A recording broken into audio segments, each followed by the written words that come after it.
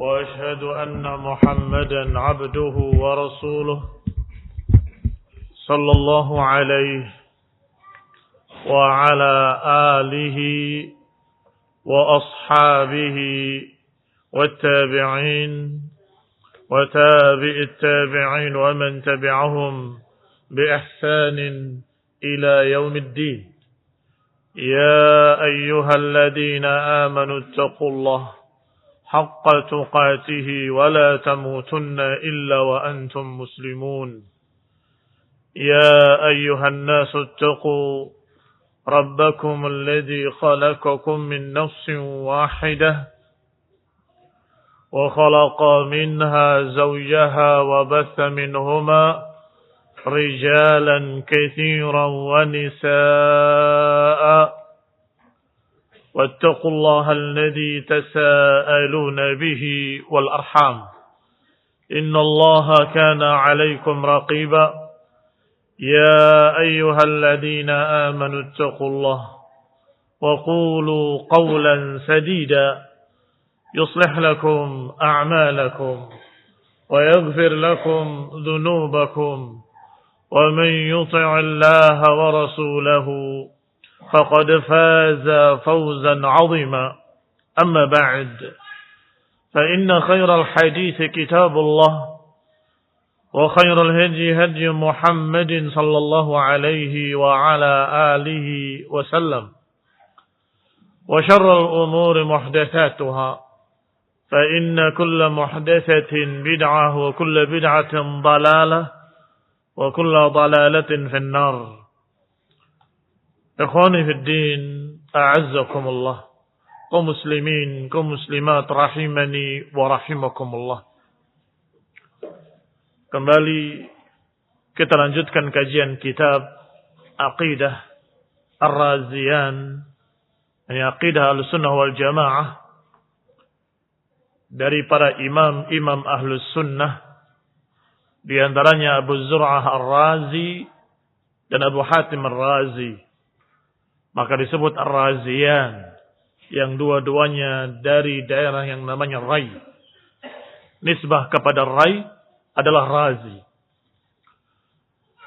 Ditahqiq dan disyarah oleh Syekh Rabi' hafizahullah ta'ala wa ra'ah. Dan terakhir kita bahas, mudah-mudahan masih ingat, adalah aqidah Ahlussunnah terhadap para sahabat. Bahwa mereka Ahlussunnah wal Jamaah memuliakan para sahabat-sahabat Rasulullah SAW, menghormati mereka, meninggikan mereka, mendoakan mereka dengan keridhaan radhiyallahu ta'ala anhum. Sedangkan apa yang terjadi dari fitnah-fitnah yang terjadi di tengah mereka sebagai manusia, maka kita Ahlussunnah wal Jamaah berprinsip untuk tidak masuk di dalam fitnah. Tidak perlu dan tidak pantas untuk menghakimi. Yang ini yang benar, yang ini yang salah, yang ini yang zalim, yang ini yang terzalimi. Siapa kita? Kita doakan dengan kalimat radhiyallahu ta'ala anhum wa ardahum. Semoga Allah meridai mereka. Dikatakan dalam syarahnya oleh Syekh Rabi' hafizahullah bahwa dalam fitnah Siffin, fitnah Jamal, dan beberapa fitnah-fitnah yang terjadi di masa para sahabat, jangan dikira seluruh para sahabat terlibat. Tidak. Bahkan disebutkan ada sekelompok kecil dari sahabat bersama Ali, sekelompok kecil para sahabat bersama Muawiyah, dan yang terbanyak, sampai Syekh Rabi menyebutkannya 3 kali, wal akthar, yang terbanyak dari para sahabat, yang terbanyak dan yang terbanyak adalah mereka yang tidak ikut-ikutan, tidak pro sana, tidak pro sini. Mereka dalam keadaan tawakuf, bahkan sebagian mereka lari ke gunung-gunung, sebagian mereka menyatakan aku takut turun adab, aku tidak ikut-ikutan. Sampai sudah pernah kita sampaikan ucapan-ucapan para sahabat. Di antaranya Usamah bin Zaid radhiyallahu taala anhuma, beliau dan bapaknya, dua-duanya sahabat, mengatakan masih terngiang di telingaku ucapan Rasulullah SAW, aqataltahu ba'dama qala la ilaha illallah, apakah engkau membunuhnya setelah dia mengucapkan la ilaha illallah? Masih terngiang di telingaku, maka aku tidak mengulangi apa yang pernah Rasulullah SAW marah kepadaku ketika aku membunuh seorang kafir. Ketika akan dibunuh dia mengatakan asyhadu an la ilaha illallah, dan aku menganggap dia hanya takut dengan pedangku, maka aku tebas dia. Rasulullah marah besar dan menyatakan aqataltahu ba'da ma qala la ilaha illallah, apakah kau membunuhnya setelah dia mengucapkan la ilaha illallah? Diulang-ulang oleh Rasulullah SAW. Sampai kata beliau, maka ternyata marahnya Rasulullah SAW berfaedah hari ini. Apakah aku akan membunuh yang sudah mengucapkan la ilaha illallah? Tidak. Adapun dua sahabat yang mulia, Muawiyah dan Ali bin Abi Thalib radhiyallahu taala anhuma, masing-masing punya ijtihad dan sudah pernah kita sampaikan. Maka ini hanya meringkas saja bahwa yang satu berijtihad bahwa kalau sudah dibaiat seorang khalifah maka sah dan tidak bisa diputuskan apapun kecuali setelah mereka mau baiat. Maka Ali menuntut mereka, Muawiyah dan para sahabatnya, untuk baiat. Muawiyah pun punya ijtihad, membawakan ayat Allah Subhanahu wa taala, "Wa man qutila madluman faqad ja'alallahu liwalihi sultanan."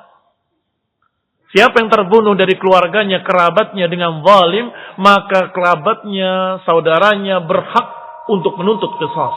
Sedangkan yang dimaksud adalah terbunuhnya Utsman ibn Affan.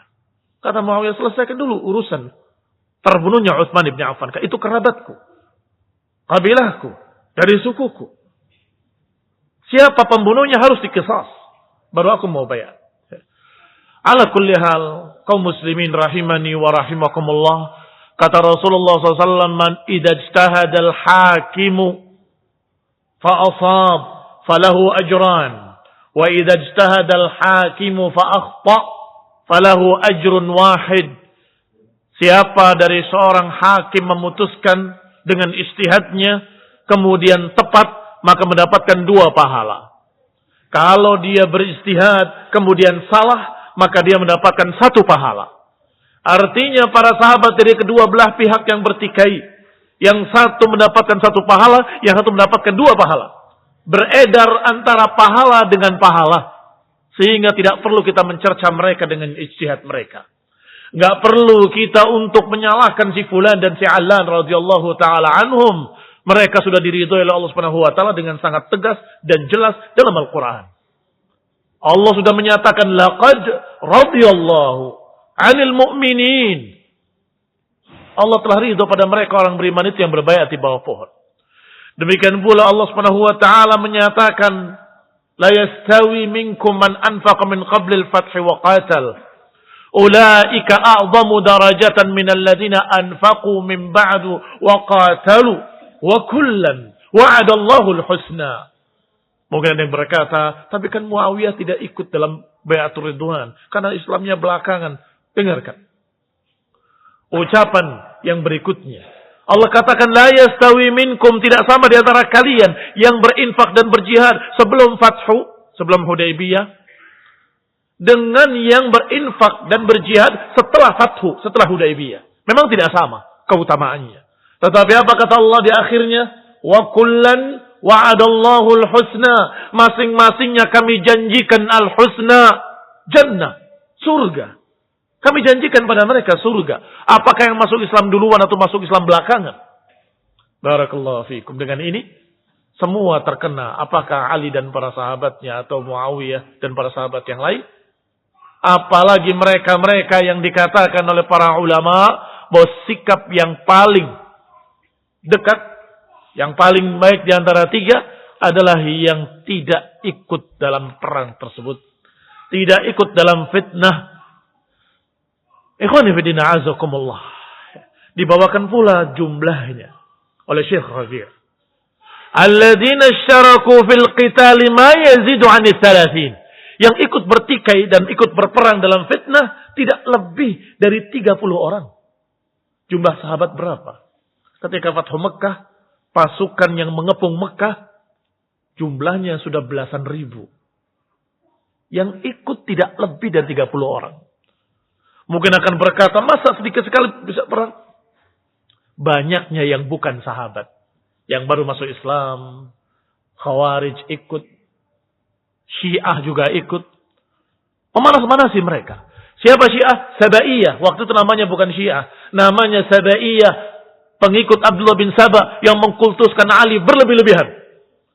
Karena mengkultuskan Ali berlebih-lebihan. Sampai dikatakan seperti Nabi. Atau bahkan menyatakan Tuhan kami. Maka mereka otomatis akan mencaci maki Muawiyah. Dengan sejelek-jeleknya, sehina-hinanya. Ini provokatornya. Ditambah lagi. Khawarij ketakutan. Karena akan dituntut qisas oleh pasukan Muawiyah dari Syam. Ini kalau berhasil tuntutan beliau, kami yang dicari. Karena kami pembunuh Utsman, kata mereka. Ini pun berpura-pura menjadi pengikut Ali bin Abi Thalib. Tidak salah Alinya radhiyallahu taala anhu, tidak. Tapi dalam pasukannya mereka sembunyi. Kami membela Ali. Mereka orang ini memang begini, memang begitu. Kenapa? Takut. Saya termasuk yang ikut-ikutan membunuh Utsman. Maka kami akan disikat oleh Muawiyah dan pengikutnya.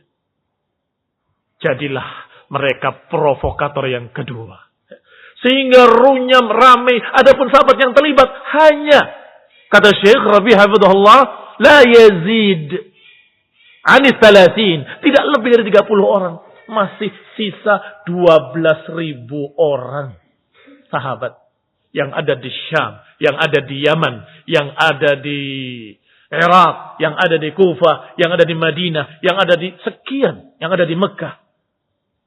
Tersebar di sekian kota.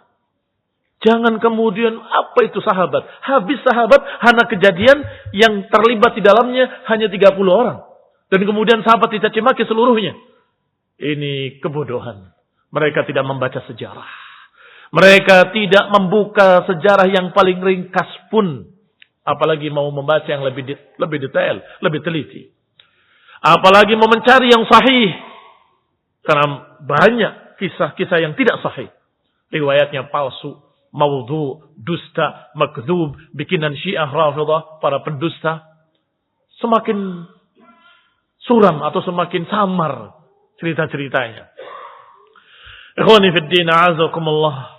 Maka ringkasnya, bahwa para sahabat dalam fitnah terbagi 3. Yang beristihad dan benar, dapat pahala 2. Yang beristihad dan keliru, ghafarallahu lahum, mendapatkan 1 pahala karena istihadnya. Yang ketiga, para sahabat yang tidak ikut-ikutan dalam fitnah. Maka 3 para sahabat ini, atau 3 golongan para sahabat, semuanya adalah sahabat-sahabat yang mulia.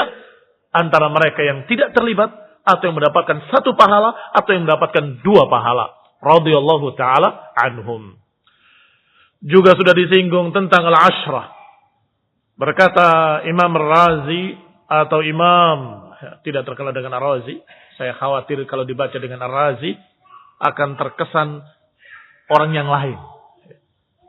Ar-Razi, yang pernah tenggelam dalam ilmu filsafat. Tidak. Abu Hatim Ar-Razi dan Abu Zur'ah Ar-Razi. Qala, keduanya berkata, wa annal ashrah alladzina sammahum Rasulullah sallallahu alaihi wa ala alihi wasallam. Keutamaan yang berikutnya adalah mereka-mereka yang 10 yang disebut oleh Nabi SAW fil jannah. Di dalam hadis yang sahih dikeluarkan oleh Imam Ahmad dan Tirmidzi dan juga Ibnu Majah. Qala, Rasulullah SAW bersabda, diriwayatkan dari Sa'id ibn Zaid, Rasulullah SAW menyatakan Abu Bakar fil jannah, wa Umar fil jannah, wa Uthman fil jannah, wa Ali fil jannah, wa Talha fil jannah, wa Zubair fil jannah, wa Abdurrahman ibn Auf fil jannah, wa Sa'ad ibn Abi Waqqas fil jannah, wa Sa'id ibn Zaid fil jannah, wa Abu Ubaidah ibn al-Jarrah fil jannah.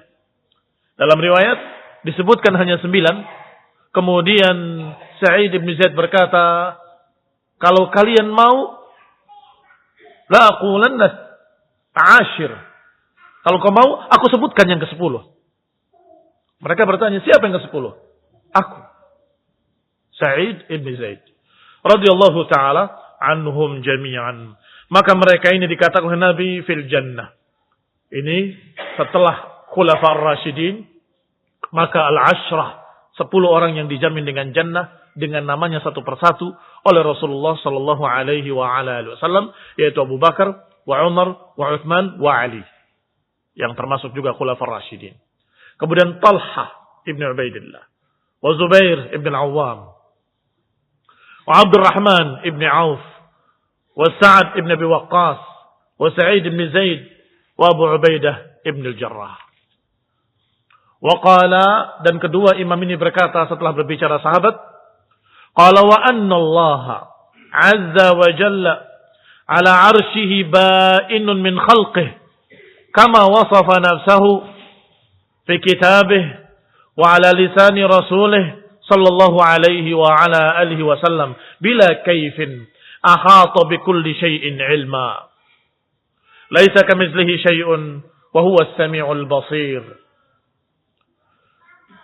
Kedua imam ini mengatakan rahimahumullah, semoga Allah merahmati keduanya, Wa Hatim ar-Razi dan Abu Zur'ah ar-Razi rahimahumullah. Keduanya berkata, wa anna Allah azza wa jal, dan bahwasanya Allah azza wa jal ala arsyihi, di atas arsy-Nya, ba'inun min khalqih, terpisah dari makhluk-makhluknya. Sebagaimana disifatkan oleh dirinya sendiri di dalam kitabnya dan juga melalui lisan Rasulnya sallallahu alaihi wa ala alihi wasallam, bila kaif, tanpa pertanyaan kayak apa. Ahata bikulli syai'in ilma. Allah lah yang meliputi segala sesuatu ilmunya. Laisa kamitslihi syai'un wa huwas samiul basir. Tidak ada yang serupa dengan Allah sesuatu apapun, dan Dia Maha mendengar lagi Maha melihat. Kaum muslimin rahimani wa rahimakumullah, berpindah beliau dari akidah Ahlus Sunnah tentang masalah para sahabat. Sekarang akidah Ahlus Sunnah dalam mengenali Allah Subhanahu wa taala. Bahwa Ahlus Sunnah mengenali Allah Subhanahu wa taala dengan hujjah yang disebutkan di sini dua. Qala kama wasafa bihi nafsah, ini dalil pertama. Sebagaimana Allah sifatkan dirinya dengannya. Berarti dari Al-Qur'an. Yang kedua, wa ala lisani rasulih, dan melalui lisan Rasulnya. Berarti dari hadis-hadis yang sahih. Tidak ada sumber lain untuk mengenali Allah Subhanahu wa taala. Mengapa? Karena tidak ada seorang pun yang mengetahui yang gaib.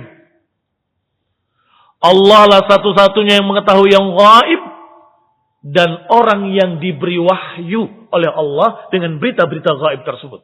Itu pun bukan seluruhnya. Yang diberitahu oleh Allah, dia tahu. Kaum muslimin rahimani wa rahimakumullah.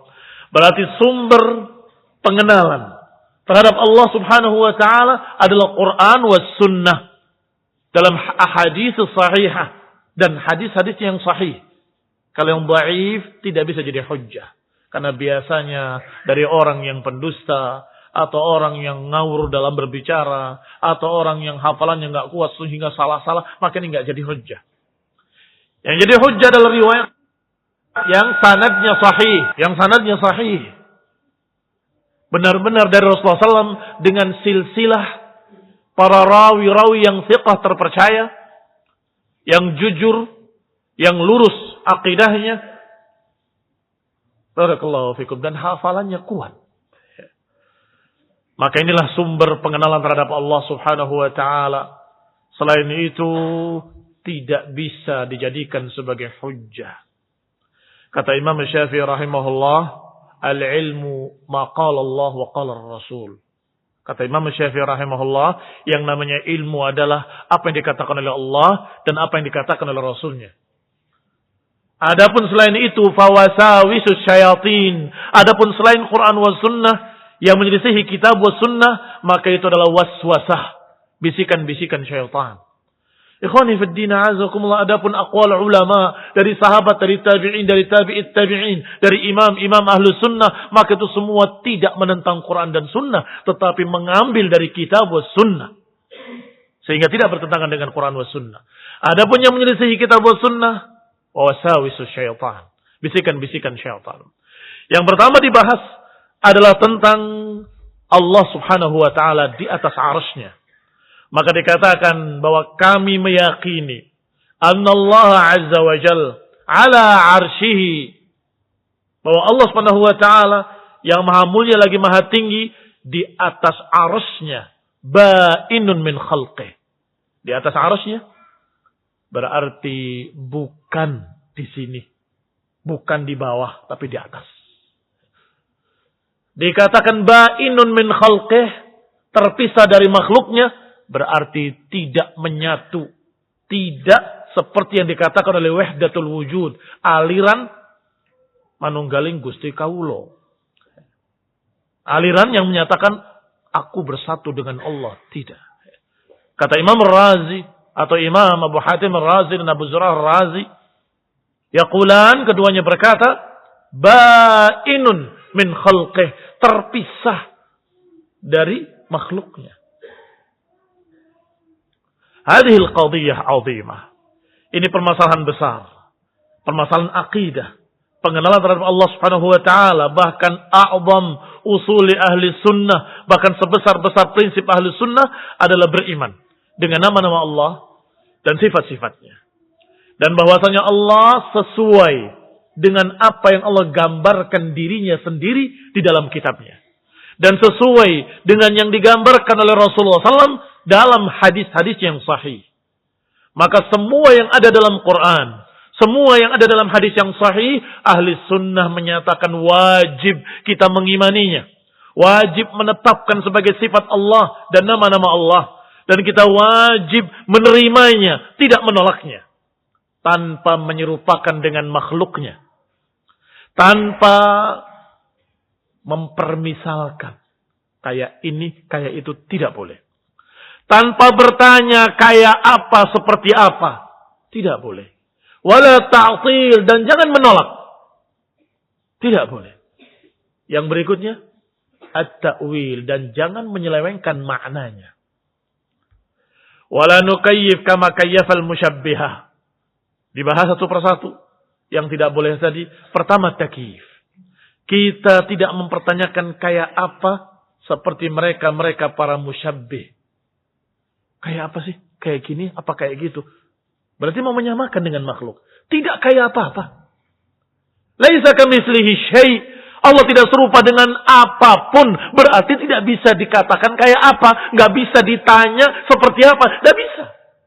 Karena memang tidak seperti apapun yang ada dari makhluk-makhluk ini. Barakallahu fikum. Ini akidah yang harus dipegang kuat-kuat. Karena ketika ada syubhat, kita harus bisa menjawab dengan ilmu ini. Bahwa Allah tidak serupa dengan apapun. Apakah seperti ini tidak serupa dengan apapun? Atau mungkin seperti itu tidak serupa dengan apapun? Pokoknya Allah menyatakan dalam Quran seperti ini, seperti ini, seperti ini. Selesai. Tapi tidak seperti makhluk. Qala, jangan seperti para musyabbih yang berkata, istiwa'un kastiwa'i, wa nuzulun kanuzuli, wa maji'un kamaji'i. Ini para musyabbihah. Aliran sesat yang menyelisihi akidah Ahlussunnah ini dalam masalah asma dan sifat adalah musyabbihah. Aliran musyabbihah adalah menyerupakan Allah dengan makhluk. Ketika Allah menyatakan Ar-Rahmanu 'alal 'arsy istawa, Ar-Rahman di atas arsy-Nya beristiwa. Kata mereka, istiwanya Allah seperti istiwanya aku. Disebutkan pula dalam hadis yang sahih, bahkan mutawatir, yanzilullah tabaraka wa ta'ala ila sama'id dunya. Allah turun ke langit dunia sepertiga malam terakhir. Kata mereka, turunnya ya seperti turunnya saya. Astagfirullah. Ini musyabbihah. Ketika dikatakan yadullah fawqa aydihim, tangan Allah seperti, atau tangan Allah di atas tangan mereka. Mereka katakan lagi tangan Allah ya seperti tangan saya. Na'udzubillah min dzalik. Haulai ahlud dhalal. Mereka kelompok sesat. Ahlussunnah wal Jamaah mengimani bahwa Allah turun ke langit dunia sepertiga malam terakhir. Mengimani bahwa Allah di atas arasy-Nya maha tinggi. Mereka beriman. Beriman pula bahwa tangan Allah di atas tangan mereka. Tetapi turunnya Allah tidak sama dengan turunnya makhluk apapun. Tingginya Allah di atas arasy-Nya tidak sama dengan apapun. Tidak sama dengan raja di atas singgasananya. Tidak sama dengan seseorang di atas kudanya. Tidak sama dengan apapun di atas apapun. Karena Allah bukan makhluk. Tidak sama dengan makhluk apapun. Dalilnya laisa kamitslihi syai'. Ikhwani fid din, a'azzakumullah. Yang kedua, lawannya. Wa qabalahum ghulatul mu'attilah. Aliran yang sesat tapi kesesatannya bertentangan dengan yang tadi. Tadi menerima disamakan dengan makhluk. Yang kedua golongan penolak. Yaitu mu'attilah. Golongan para penolak. Golongan para penolak ini disebut dengan mu'attilah. Yaitu ghulatun nufah. Yang tidak mau percaya kalau Allah punya sifat. Tidak mau percaya bahwa Allah punya sifat. Sehingga mereka membuang seluruh yang namanya sifat. Walaupun ada di Quran. Walaupun ada di sunnah. Walaupun ada dalam dalil-dalil, hujjah-hujjah, mereka tidak peduli. Pokoknya Allah tidak mungkin punya sifat. Ini mengerikan sekali. Yang paling ekstrimnya aliran Jahmiyah. Pengikut Jahm bin Safwan. Kata dia, Allah tidak besar, tapi juga tidak kecil. Karena kalau dikatakan besar, berarti punya sifat. Kalau dikatakan kecil, nggak mungkin masa Allah kecil. Allah tidak besar, tapi tidak kecil. Allah tidak melihat, tapi tidak buta. Allah tidak mendengar, tapi tidak tuli. Ini akidah yang aneh, yang sesat. Menolak semua sifat karena prinsip mereka Allah tidak punya sifat apapun.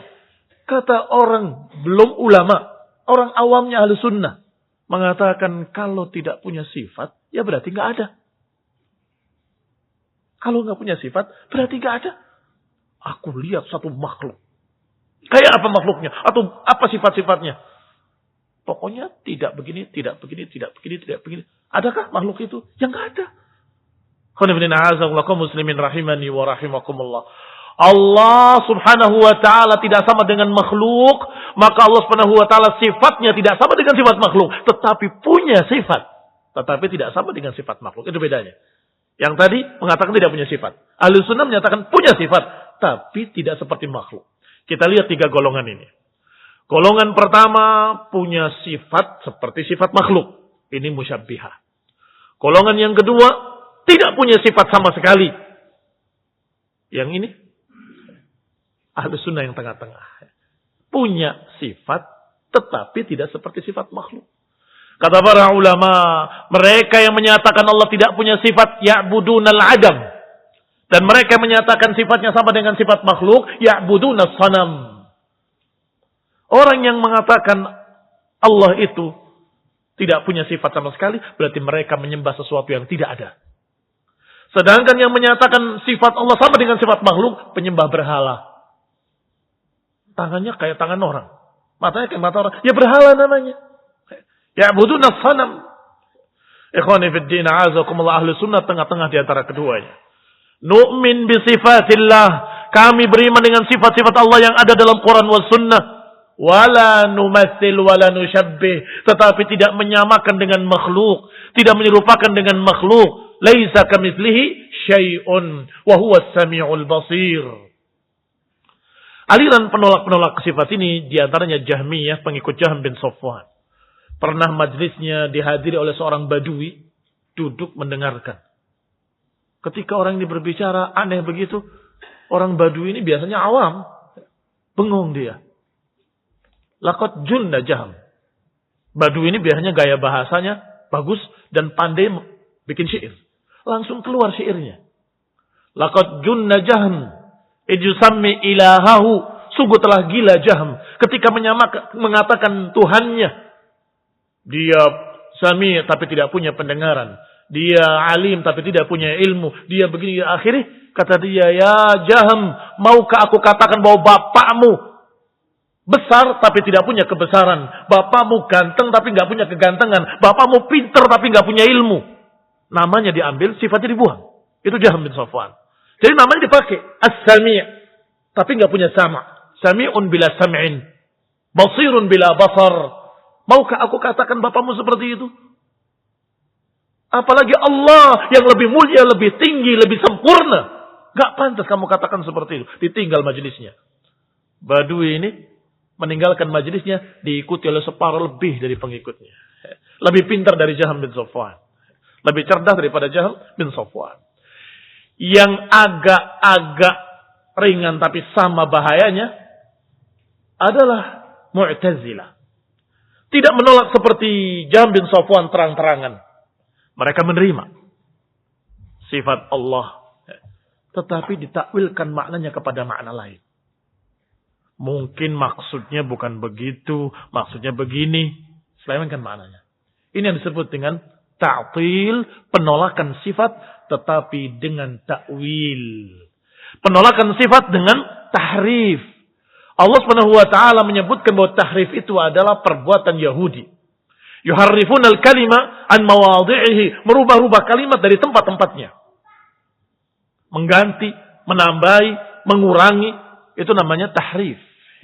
Dan Allah katakan itu adalah sifat Yahudi. Wahai kaum muslimin, janganlah kita meniru sifatnya Yahudi. Yang Allah katakan mereka lemparkan kitabnya wara'a dhuhurihim ka'annahum la ya'lamun, dan disebut pula mereka ini yuharrifunal kalima an mawadhi'ihi. Mereka ganti istilahnya. Istawa, mereka ganti bukan istawa tetapi istaula ditambah satu lam. Sangat jauh berbeda. Istawa itu dari salaf, dari para sahabat, maknanya tinggi, ulu, walirtifa, di atas, su'ud, naik, istaqarra, menetap.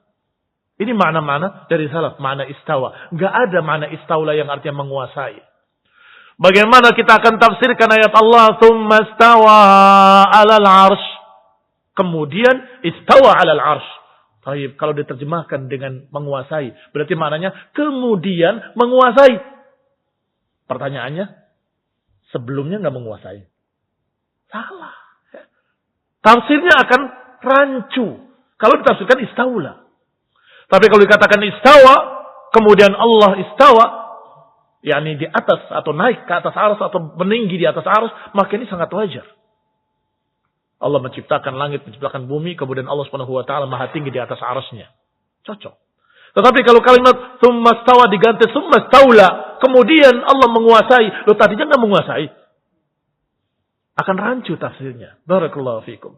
Sehingga para salafus saleh dari para sahabat dan tabi'in enggak ada sama mereka satu keberatan untuk menerima bahwa Allah Maha tinggi di atas seluruh makhluknya.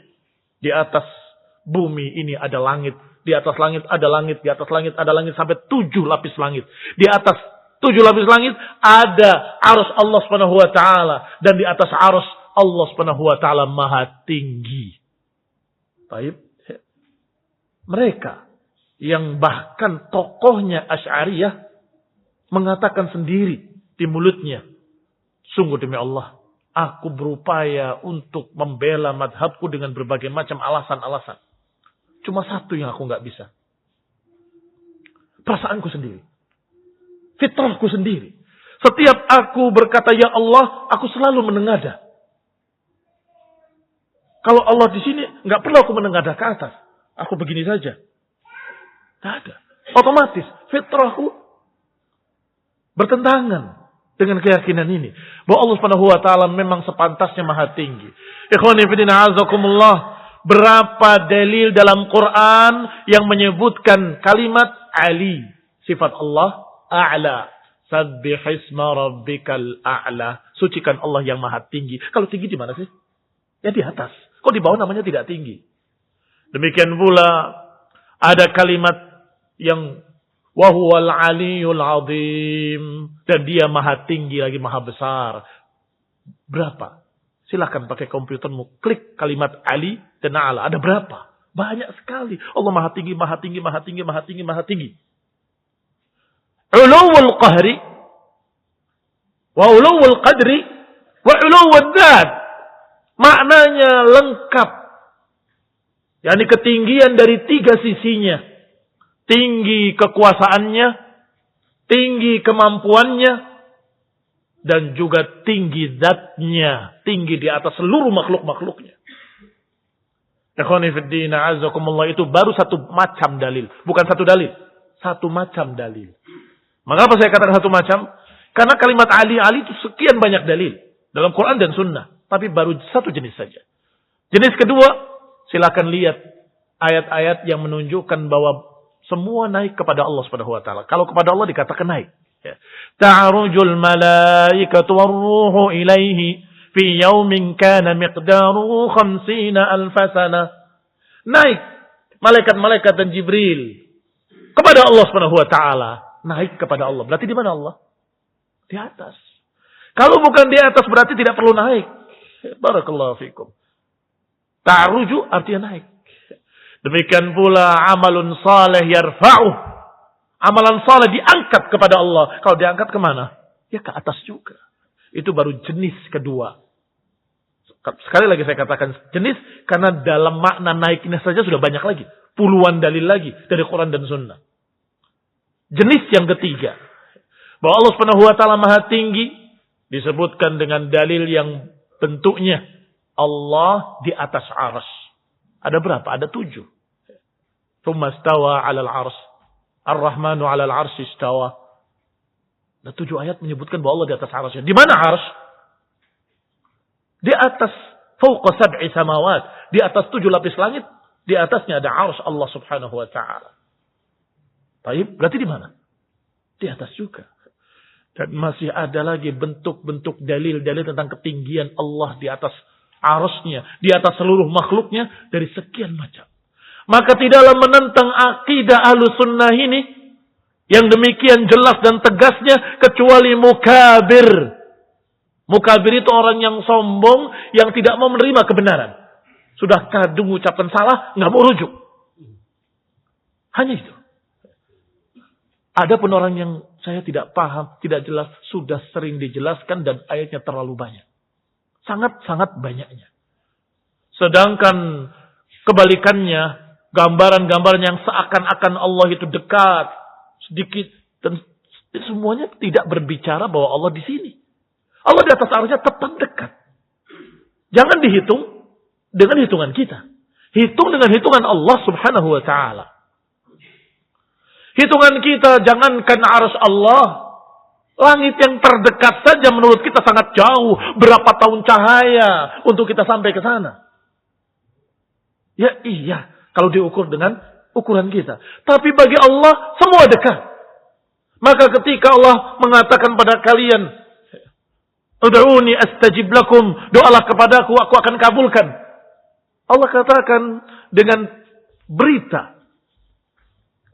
Kalau mereka bertanya kepadamu tentang aku, maka katakan inni qaribun ujibu da'watad da'i idza da'ani fastajibu li wal yu'minu bi. Kalau mereka bertanya tentang aku, katakan aku dekat. Aku mengabulkan doa. Apa maknanya dekat? Bagi Allah semua dekat. Ucapanmu yang berbisik Allah dengar, Allah kabulkan. Tidak mungkin antara dalil dengan dalil bertentangan. Dalil yang tadi sekian banyaknya Allah Maha tinggi di atas arusnya, nggak mungkin bertentangan dengan dalil yang menyatakan Allah dekat. Nggak mungkin bertentangan. Pasti maknanya dekat itu adalah Allah. Bagi Allah dekat. Bagi Allah dekat. Innahum yarawnahu ba'ida wa narahu qariba. Mereka melihatnya, kata Allah, jauh, tapi kami melihatnya dekat. Berbeda. Kita terbatas pendengarannya, terbatas penglihatannya, terbatas kemampuannya, terbatas tenaganya. Sehingga kita harus begini, harus begitu, jauh sekali. Jangankan ke langit yang tertinggi, yang separuhnya saja kita nggak mampu. Bahkan naik ke gunung saja kita nggak mampu. Atau mendengar siapa yang berbicara di gunung, nggak kedengaran. Wah, jauh sekali, bagaimana mau dengar? Menurutmu. Tapi Allah sami'un, alimun, mujibud da'awat. Maha mendengar, maha melihat, maha mengabulkan doa dimanapun kamu berada. Suaramu keras ataupun pelan. Allah maha mendengar. Maka bagi Allah semuanya dekat. Apakah bertentangan? Tidak bertentangan. Allah di atas arasnya dan Allah dekat. Allah maha tinggi di atas seluruh makhluknya. Dan Allah dekat, maha mendengar, maha melihat, maha mengetahui.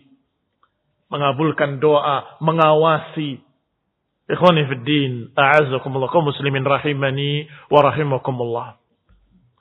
Al-Mu'tazilah ankaru al-sifat al-ilm wal-qudrah wal-iradah wal-maji' wa ma syabaha dhalik wa athbatu lillahi asma' biduni ma'anin falahiqu bisadatihimul jahmiyah. Mu'tazilah ini model jahmiyah tapi masih banci. Maka dikatakan bahwa Mu'tazilah ini muhannasi al-jahmiyah. Mereka ini para muhannas Mu'tazilah atau dikatakan jahmiyah banci. Mengapa? Tidak terang-terangan menolak tetapi dengan takwil-takwil batil. Saya terima istawa, tapi maknanya bukan istawa. Saya terima tangan Allah di atas makhluk, tapi tangan Allah maknanya bukan tangan. Alasan apa wahai Mu'tazilah? Kamu menolak makna tersebut. Ya masa Allah punya tangan kayak kita? Yang bilang kayak kamu siapa? Quran tidak bilang begitu. Hadis tidak bilang begitu. Berarti pikiran kamu sendiri. Bahwa kami Ahlussunnah menyatakan Allah punya tangan tidak seperti tangan makhluk. Allah Subhanahu wa taala melihat tidak seperti melihatnya makhluk. Allah Subhanahu wa taala Maha mendengar tidak seperti mendengarnya makhluk ila akhirih. Walhamdulillahirabbil alamin. Sehingga kita menerima makna-makna yang terkandung dalam lafaz-lafaz Quran was sunnah dengan tetap pada prinsip Allah tidak sama dengan makhluknya. Barakallahu fikum. Subhanakallahumma bihamdik asyhadu an la ilaha illa anta astaghfiruka wa atubu ilaik. Wassalamu alaikum warahmatullahi wabarakatuh.